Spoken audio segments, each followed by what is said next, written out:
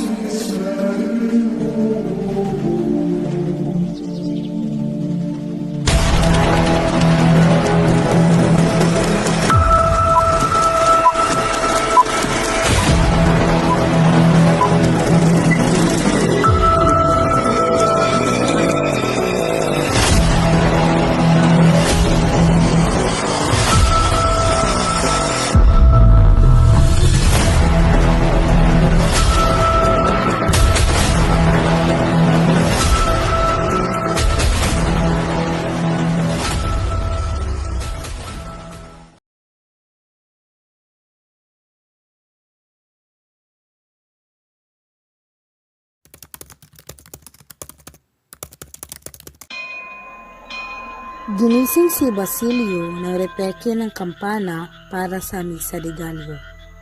Palihim siyang nanaog ng bahay at tumungo sa gubat na kinahihimlayan ng kanyang ina. Nasa paanan ito ng malaking puno ng balete. Habang nasa puntod, naalala ni Basilio ang kanyang mga napagdaanang hirap sa mga nagdaang panahon.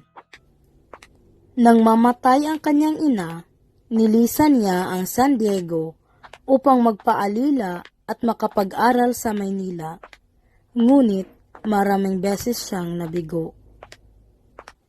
Mabuti na lamang at natagpuan niya si Kapitan Tiago na taga San Diego rin.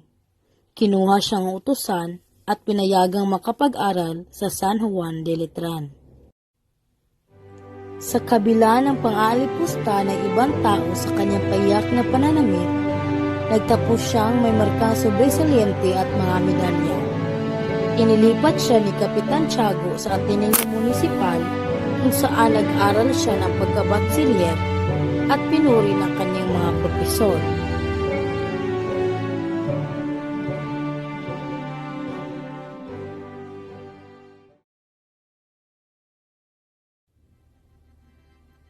Dalawang buwan na lamang, matatapos na niya ang medisina. Mapapakasalan na rin niya si Huli.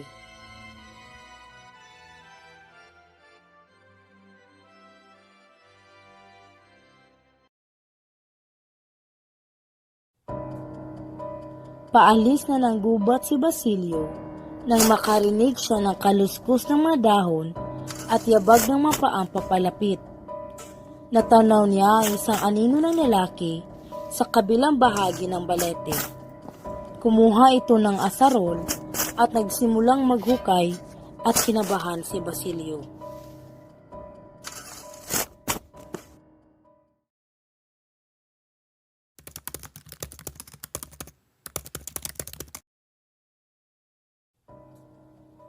Paalis na ng gubat si Basilio nang makarinig siya ng kaluskos ng mga dahon at yabag ng mapaang papalapit.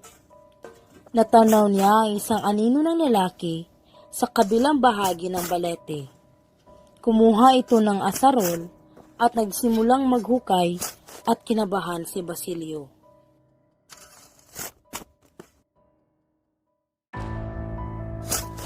Sa malaking pagtataka, ay nakilala ni Basilio na ang lalaki ay si Simon. Pinanood niya ito habang naghuhukay. Hindi nagtagal, napagod si Simon at lumabas si Basilio sa pagkakakubli. Tulungan ko ba kayo, Ginoo? Dinukot ni Simon ang kanyang revolver at itinutok ito kay Basilio. 13 taon na po ngayon nang ating ilibing ang aking ina sa puok ding ito at ikaliligaya ko kung ako'y makaganti naman sa inyo. Tinanong ni Simon si Basilio kung kilala siya nito. Isang taong napakadakila, isang taong ipinalalagay ng lahat, liban sa akin na namatay na. Basilio, nakababatid ka ng isang lihim na maaaring kasawi ko. Hindi kita papatayin sa pag-asang hindi ko ito pagsisisihan. Isinalaysay ni Simon kay Basilio ang kanyang buhay sa nagdaang 13 taon. Naglagalag ako at nagsikap makaipon ng maraming slabi upang maisagawa ang aking layon. Nagbalik upang ibagsak ang masamang pamahalaan, padaliin ang kanyang pagkasira kahit na lumanak pa ng maraming dugo. Kabataan na walang karanasan ng mga mapangarami. Hinihingi ninyo ang wikang Kastila, ngunit anong magiging hangarin ninyo? Ano ang inyong mapapala upang hindi kayo lalong magkaintindihan? Hindi po. Kung dahil sa Kastila ay mapapalapit tayo sa pamalaan, magiging sani ito ng pagpalapit-lapit ng mga pulo. Isang pagkakamali. Ano ang gagawin ninyo sa wikang Kastila? Patayin ang wikang katutubo. Ipalalim ang inyong kaisipan sa ibang isipan at maging malaya. Lalo kayong magiging alipin. Sa halip, itulungan mo ako. Gamitin ang inyong lakas sa kabataan upang kalabanin ang mga lihis na akala. Iyan ang dahilan kung bakit ikaw ay nais ko pang mabuhay pa. Ginoo, napakalaki kong karangalan ang mapagtapatan ng iyong mga balak. Ngunit, hindi ko magawang gampanan ang iyong hinihiling. Ang hangarin ko lamang ay gamutin ang mga sakit ng aking mga kababayan. Kahit hindi ka handa, sa aking hinihintay na pag-asa, sa araw na magbago ka ng paniniwala, ay hanapin mo ako sa aking tahanan sa eskolta at paglilingkuran kita ng buong puso.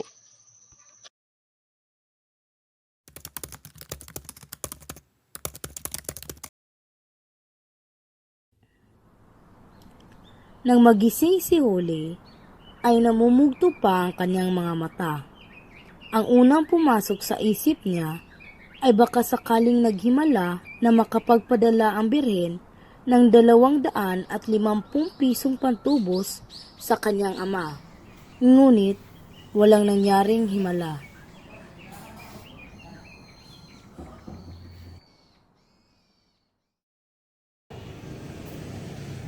Pag-uwi ni Ama, sabihin mo sa kanya na ako ay pumasok na sa paaralan. Ang aking Panginoon ay marunong magwika ng katsila. Ang paaralan na iyon ang pinakamura na aking papasukan. Kinuha niya ang kanyang tampipi at nakangiting lumapit sa matanda upang humalik sa kamay nito.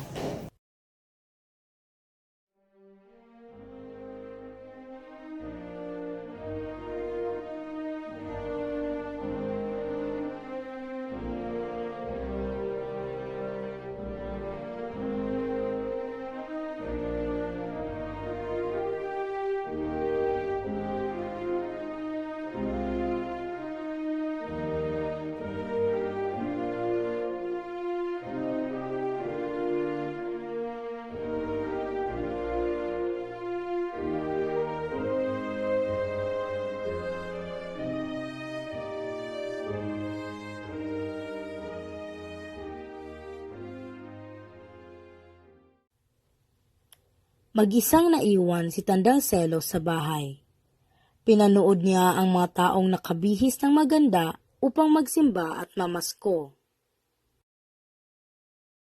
May mga kamag-anak na dumalaw kay Tandang Selo. Nagulumihanan siya nang hindi siya makabigkas ni isang salita. Walang maibukang pangungusap sa kanyang malabi, kundi mga impit na ungo lamang. Nagkagulo ang mga panauhing kamag-anak dahil sa nangyari kay Tandang Selo. Napipi na!